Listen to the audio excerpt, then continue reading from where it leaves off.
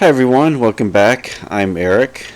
I'm continuing to talk about science fiction films. I'm up to the 1990s right now. And today I'm going to talk about Terminator 2 Judgment Day from 1991. One of the most iconic science fiction films of the decade, and remains probably an influential film in a number of ways. This was written and directed by James Cameron. This was a direct sequel to Terminator, his 1984 film. Only this time Cameron had a huge budget. Famously, when this came out, it was marketed as the most expensive film ever made. So, and you can see the budget definitely when you watch the film. But this was this was a big blockbuster. I'll talk about that. It became a huge hit during the summer of 1991.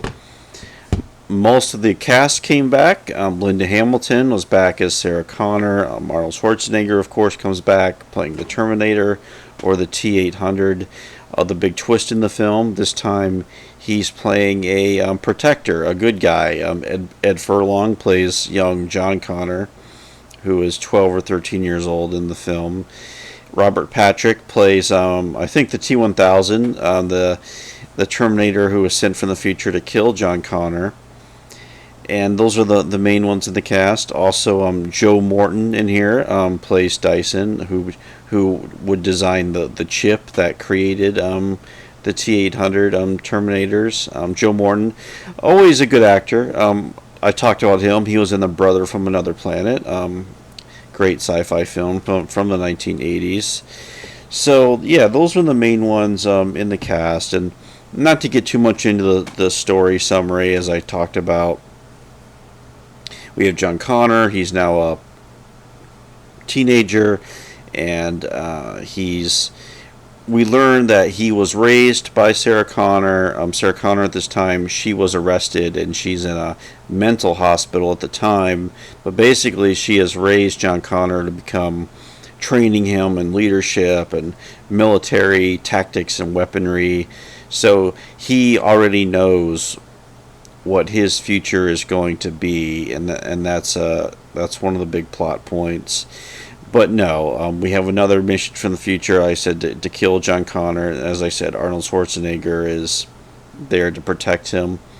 There's a lot of elements of the Western in this film. The first Terminator took a lot from film noir and horror films. This one takes a lot from Westerns. I was thinking of like the movie Shane a lot this time.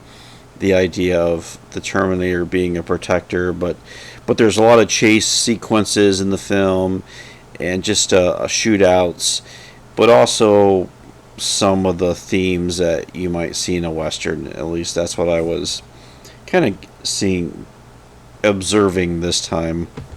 The film was also notable for its special effects, and the film really comes out at an interesting time. I'll talk about that, where special effects were really changing in movies, but a lot was changing in the culture as well in the early 1990s. But just some of the sorry, spoke too soon. Some of the themes of this film. Fate is a big theme in the film, as far as can the future be changed? Can the actions we take today avoid disaster in the future? The first film sort of says no, that the future is a closed loop and it can't be changed. This film allows us to maybe play with that concept a little bit, where maybe the actions we take can actually avoid disaster in the future. So that's a big theme.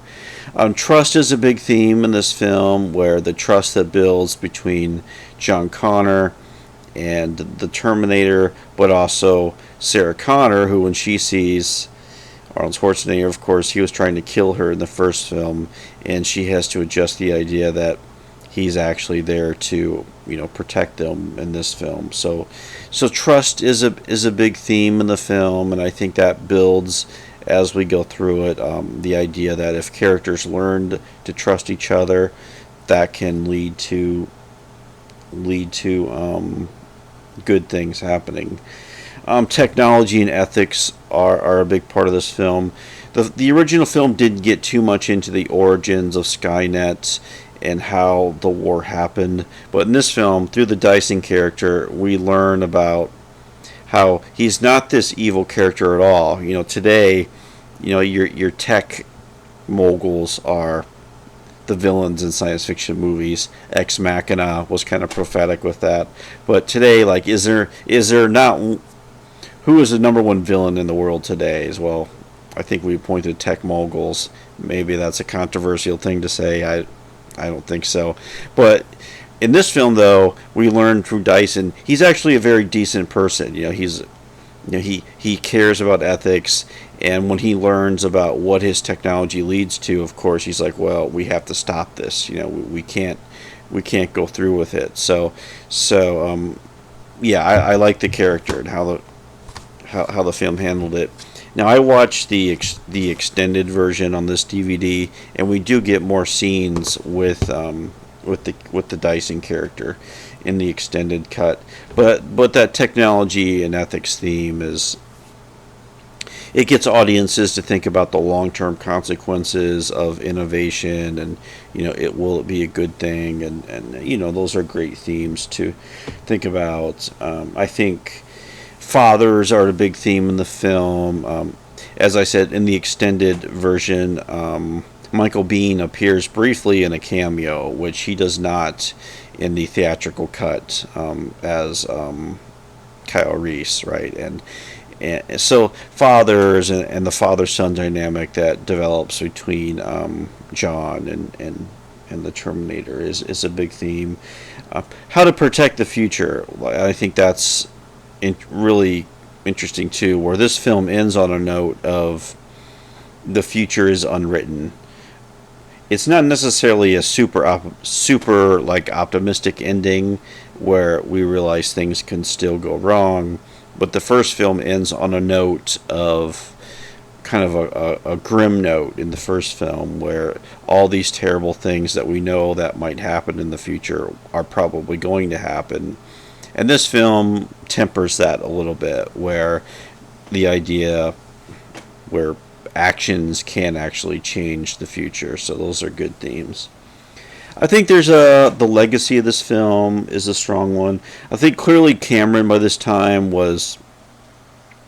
his reputation continued to grow with this film. He had done The Abyss a few years before, a film that I like a lot, which wasn't a massive hit, but his two previous films, Terminator and Aliens, have been big hits.